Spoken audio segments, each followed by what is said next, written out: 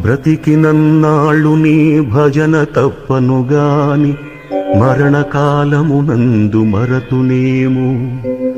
ఆ వేళ యమదూతలాగ్రహంబున వచ్చి ప్రాణముల్ పెకలించి పట్టునప్పుడు కఫవాత పైత్యముల్ కపగా భ్రమచేత కంపముద్భవమంది కష్టపడుచు నా జిహ్వతో నిన్ను నారాయణాయల్చు పిలుతునో శ్రమచేత పిలువలేనో.